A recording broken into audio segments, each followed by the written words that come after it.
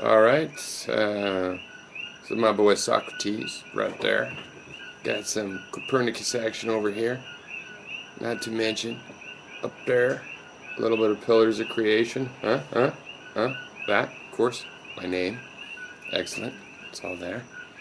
All right. This is a response uh, to reality.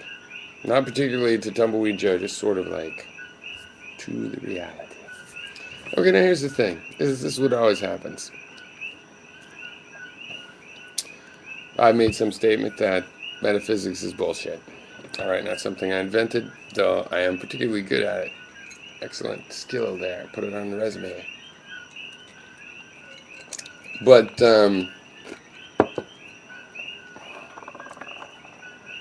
I've done that.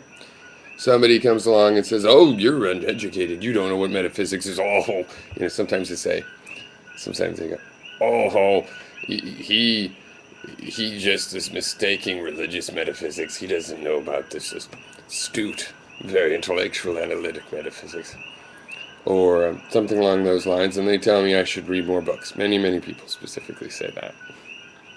That's the point at which I usually show them I do know about metaphysics. Usually I just tell them more about what they've told me than they know.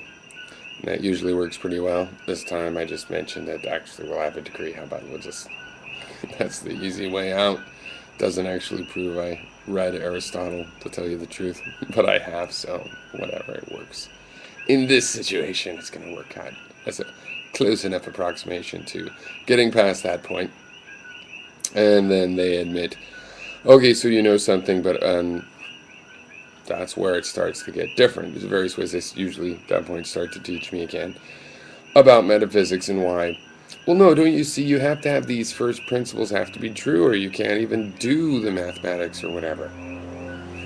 And then at that point, I point out, but those first principles are not known to be true. We keep testing them and changing them. I mean, the rules that define what a mathematics is now are not the same as hundreds of years ago.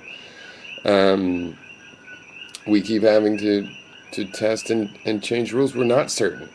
And at this point, it's like, oh, well, of course we're not certain. I might not be certain in the formulation. And then, boom. You know, the wheels are off the tracks. The train's off the tracks, boom, over off the bridge into the ravine. And it's like, maybe there's an idea out there that's certain.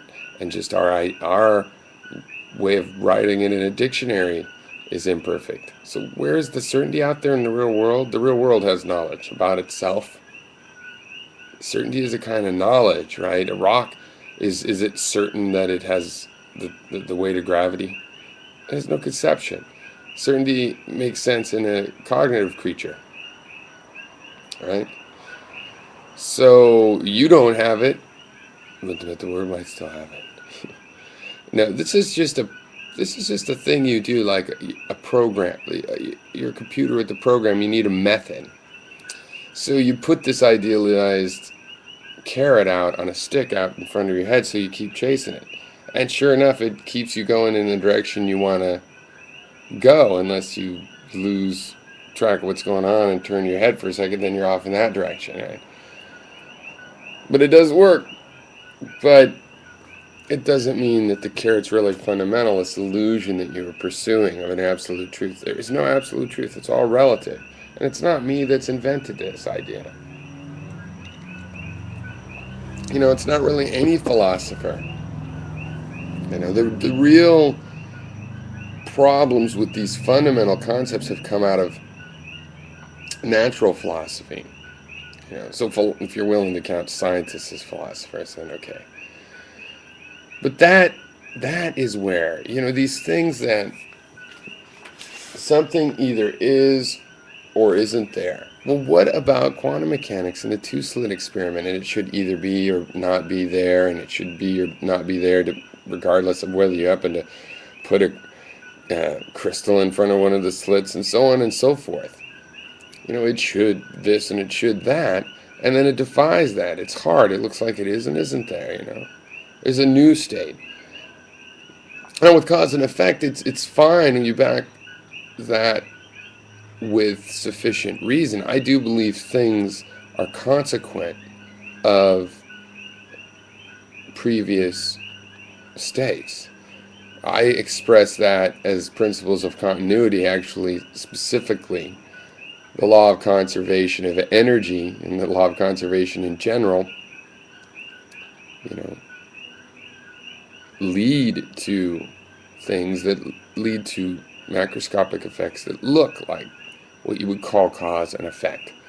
And really, the idea of these consequences being causes and effects is just because a cause is ideally something that we could conceivably affect, right? The cause of the bridge falling down, we don't say it's gravity, because gravity is a constant. That's just what the gravity is going to be. So the cause is, the weaknesses that we could maybe address. And when you believe in metaphysics and assign those kinds of things, or law of identity, or any of these cognitive tools that we use as computers to process our sensory information, when you promote those to metaphysics, when you consider them metaphysics, you promote them out of the mind into the real world. How practical is that? You guys think that you are teaching important technical details to me, but you're not even being practical, right? To promote these things out of the mind, how could that possibly be a better conception of first principles than mine, which is that I think is basically you have software in your brain, Just like that's why I said the DNA is principles to me. Those are active principles to me. It's all could easily be. I can conceive of active principles. Your system in which you have the law of excluded middle and all that, those are truth functions, binary truth functions, like a programming language that can only return true and false.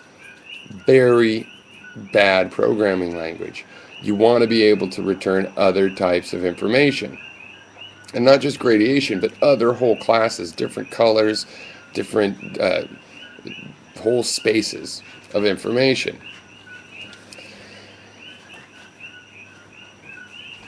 And then you talked about one question that came up, a fragment there, is number a mental concept? And see, this is the thing. That's great. I see that you want to ask questions like that. And to me, that is why you should not believe in metaphysics. That is not why or how you're asking those questions. And this is a perfect example. You see, with metaphysics, the question of is number mental, it's not really on the table. Because the concept of number is supposed to be part of an ontology that sort of exists in its own right. It's separate from, you don't ask if it's mental, because there's a mental component or idea of it. Someone's could be less informed and someone's could be more informed.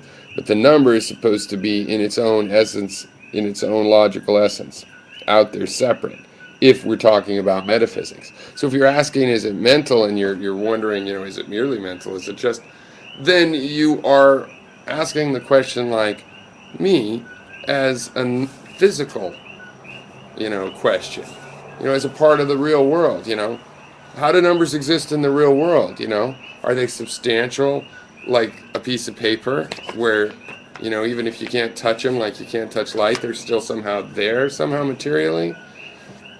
Or what? And I'll give you the answer to that, by the way. The answer is that arrangements matter. Arrangements matter. Okay? When you reduce something into its parts, like carbon, you reduce diamond into carbon and you reduce coal into carbon. Oh, look, it's the same thing. Well, look, a physical property is not just its atomic weight or these kinds of things. Something's location is a part of its physical properties. Its location in space. That's why they're looking for the nature of space. It's not like space is just an empty thing. It doesn't matter where you are. No, where you are in space is one of your properties. That's why every bit of matter is unique, ultimately, because while an electron, or rather two electrons, have very similar properties. So there's a couple that can be switched, spin this way or that way, but even then, the amounts of the potentials, energies, and are all very precise numbers. But they all have unique locations, and this is important to the way the quantum, the quantum wave field, the wave function works. All right.